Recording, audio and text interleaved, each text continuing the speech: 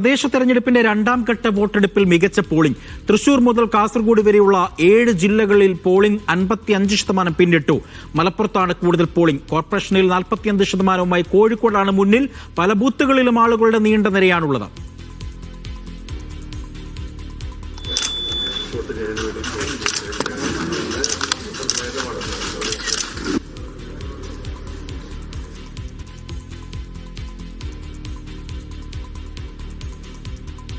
സാജിദ് അസ്മലുണ്ട് വിവരങ്ങൾ നൽകാനായി. സാജിദ്, പാലക്കാട് എങ്ങനെയുണ്ട് തെരഞ്ഞെടുപ്പിന്റെ പോളിംഗ്? ഇപ്പോൾ അവസാന മണിക്കൂറിൽ എങ്ങനെയാണ് പാലക്കാട് പോളിംഗിൽ മുന്നേറുന്നത്? മറ്റു വിശദാംശങ്ങൾ.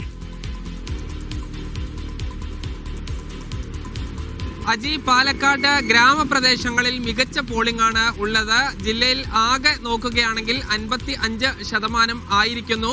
ഇനി പാലക്കാട് സ്വാഭാവികമായും എല്ലാ തെരഞ്ഞെടുപ്പിനും ഉച്ച സമയത്ത് പോളിംഗ് കുറവാകാറാണ് പതിവ്. അതിന് പ്രധാനപ്പെട്ട കാരണം ഈ ശക്തമായ ചൂടാണ്. ഈ രാവിലെ ഭേദപ്പെട്ട പോളിംഗ് ഉണ്ടായിരുന്നു.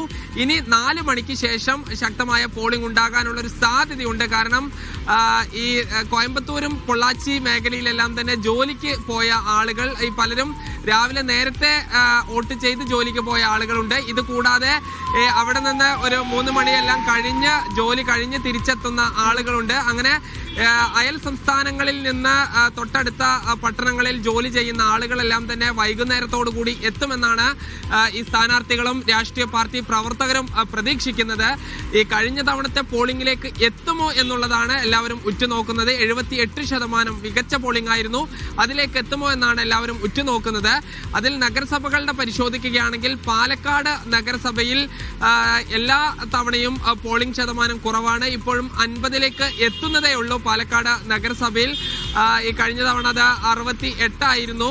അത് ഈ കഴിഞ്ഞ ഈ ബൈ ഇലക്ഷന്, ഈ നിയമസഭാ ഉപതെരഞ്ഞെടുപ്പിനും പാലക്കാട് നഗരത്തിൽ പൊതുവെ വോട്ടിംഗ് ശതമാനം കുറവായിരുന്നു. നഗരവാസികൾ ഈ പോളിംഗ് ബൂത്തിലേക്ക് എത്താൻ പല കാരണങ്ങൾ കൊണ്ട് മടിക്കുന്നുണ്ട്. അതായിരിക്കാം അതിന് കാരണം. എന്തായാലും ഭേദപ്പെട്ട പോളിംഗ് ആണ് നിലവിലെ ഒരു 2 മണിവരെയുള്ള കണക്ക് പ്രകാരം ഉള്ളത്. ഇനി 4 മണിക്ക് ശേഷം കൂടുതൽ ആളുകൾ എത്തുമെന്ന് പ്രതീക്ഷിക്കുന്നു. ഏറ്റവും പ്രധാനപ്പെട്ട കാര്യം രാഹുൽ മാങ്കൂട്ടത്തിൽ MLA, പാലക്കാടിന്റെ MLA എത്തുമോ എന്നുള്ളതാണ്. അദ്ദേഹത്തിന് ഈ ലൈംഗികാരോപണ കേസുമായി ബന്ധപ്പെട്ട് നിലവിൽ പുറത്തിറങ്ങുന്നതിന് തടസ്സങ്ങളില്ല. 1ാമത്തെ കേസിൽ നോട്ട് ടു അറസ്റ്റ് ഹൈക്കോടതി പറഞ്ഞിട്ടുണ്ട്. അതിൽ 15-ാം തീയതിയാണ് ഇനി വിധി പറയുക. 2ാമത്തെ കേസിൽ ഇന്നലെ തിരുവനന്തപുരം ജില്ലാ സെഷൻസ് കോടതി അതിൽ മുൻകൂർ ജാമ്യം നൽകുകയും ചെയ്തിട്ടുണ്ട്. ഈ പശ്ചാത്തലത്തിൽ വരുന്നതിന് അദ്ദേഹത്തിന് നിയമപരമായി തടസ്സങ്ങളില്ല. അതുകൊണ്ട് വരാനുള്ള ഒരു സാധ്യതയാണ്. ഈ നിയമപരമായ തടസ്സങ്ങളില്ലാതെ ഇനിയും ഒളിവിൽ തുടരുമോ എന്നുള്ളതാണ് അറിയേണ്ടത്. ഒരു MLA എന്ന നിലയ്ക്ക് അദ്ദേഹം ഈ വോട്ടവകാശം വിനിയോഗിക്കുമോ ഇല്ലയോ എന്ന് എല്ലാവരും ഉറ്റു നോക്കുന്ന ഒരു കാര്യമാണ്. ഇനി അദ്ദേഹം ഇനിയും ഒളിവിൽ കഴിയുമോ? അത് ഈ 15-ാം തീയതി അന്വേഷണ ഉദ്യോഗസ്ഥന് മുൻപിൽ 2ാമത്തെ കേസിൽ ഹാജരാകണം. അങ്ങനെ അന്വേഷണ ഉദ്യോഗസ്ഥന് മുൻപിൽ ഹാജരായില്ലെങ്കിൽ പിന്നീട് ഈ മുൻകൂർ ജാമ്യം റദ്ദ് ചെയ്യപ്പെടുന്ന ഒരു സാഹചര്യത്തിലേക്ക് പോകും. അതുകൊണ്ട് അദ്ദേഹം ഇന്ന് തെരഞ്ഞെടുപ്പിന്റെ ഭാഗമായി വോട്ടെടുപ്പിന് വരുമോ ഇല്ലയോ എന്നാണ് എല്ലാവരും ഉറ്റുനോക്കുന്ന കാര്യം. പാലക്കാട് ചില അനിഷ്ട സംഭവങ്ങളും ഉണ്ടായിട്ടുണ്ട്. ഏറ്റവും അവസാനം വണ്ടാഴിയിൽ ഈ സജിത എന്ന വനിതാ UDFന്റെ സ്ഥാനാർത്ഥിയെ LDF പ്രവർത്തകർ വീട്ടിൽ കയറി മർദ്ദിച്ചു എന്നൊരു പരാതിയുണ്ട്. അവരുടെ 11 മാസം മാത്രം പ്രായമുള്ള കുഞ്ഞിനുൾപ്പെടെ പരിക്കേറ്റിട്ടുണ്ട്. 4 പേർക്കാണ് പരിക്കേറ്റത്. ഇവർ ആലത്തൂർ താലൂക്ക് ആശുപത്രിയിലാണുള്ളത്.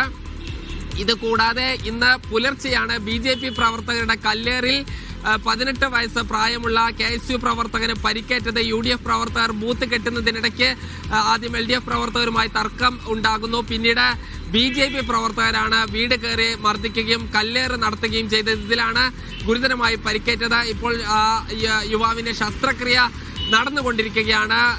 ചെത്തല്ലൂരിൽ, തച്ചനാട്ടുകര പഞ്ചായത്തിലെ ചെത്തല്ലൂരിൽ ഒരാൾ കുഴഞ്ഞു വീണിട്ടുണ്ട്. ഒരു സ്ത്രീ കുഴഞ്ഞു വീണിട്ടുണ്ട്. ആ ബൂത്തിൽ സ്ത്രീകളുടെ പ്രത്യേകമായ ബൂത്താണ്. പക്ഷേ വലിയ തോതിൽ വോട്ടർമാരുള്ള ബൂത്താണ്. അതിനുവേണ്ടി 2 ബൂത്താക്കിയില്ല എന്നൊരു പരാതി അവിടെ നിന്ന് ഉയരുന്നുണ്ട്. കരിമ്പ ഗ്രാമപഞ്ചായത്തിൽ ഉണ്ടായ ഒരു സംഭവം, മുസ്ലിം ലീഗിന്റെ പ്രവർത്തകൻ താജുദ്ദീൻ എന്ന പ്രവർത്തകൻ ഒരു തവണ വോട്ട് ചെയ്ത് വീണ്ടും വോട്ട് ചെയ്യാനെത്തി. ഇത് LDF പ്രവർത്തകർ തടഞ്ഞു. ഡിവൈഎഫ്ഐയുടെ ജില്ലാ സെക്രട്ടറിയുടെ നേതൃത്വത്തിൽ തടഞ്ഞ് അയാളെ പോലീസ് കസ്റ്റഡിയിൽ എടുത്തിരുന്നു. പ്രിസൈഡിംഗ് ഓഫീസറുടെ പരാതി ലഭിച്ചാലാണ് ഈ കേസുമായി പോലീസ് മുന്നോട്ട് പോവുകയുള്ളൂ. കാഞ്ഞിരപ്പുഴ ഗ്രാമപഞ്ചായത്തിലെ 6-ാം വാർഡിലെ 2-ാം ബൂത്തിൽ മദ്യപിച്ചെത്തിയ തേർഡ് പോളിംഗ് ഓഫീസറെ ഡ്യൂട്ടിയിൽ നിന്ന് മാറ്റി മറ്റൊരു ഓഫീസറെ നിയമിച്ചിട്ടുണ്ട്.